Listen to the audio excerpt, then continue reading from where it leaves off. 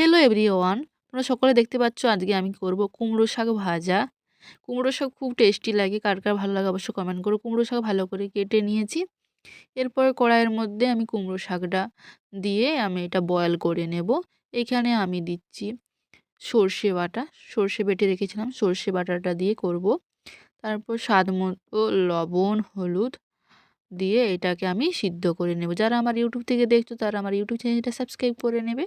যারা আমার ফেসবুক থেকে দেখছো তারা আমার ফেসবুক পেজটা ফলো করে নেবে। ভিডিও ভালো লাগলে লাইক কমেন্ট শেয়ার করতে ভুলবেন না। এরপর কুমড়ো শাকটা সিদ্ধ হয়ে যাওয়ার পর আমি কড়াইয়ে তেল দিয়ে দিচ্ছি। একটু বেশি পরিমাণে রসুন ছাড়িয়ে রেখেছিলাম, সে রসুনটা থেতো করে নিয়েছি। এখানে দুটো শুকনো লঙ্কা আমি দিচ্ছি। তারপরে এটা দিয়ে ভালো করে শাকটা নেড়ে রান্না করে নেবো। ব্যাস তৈরি হয়ে যাবে আমার কুমড়ো শাক।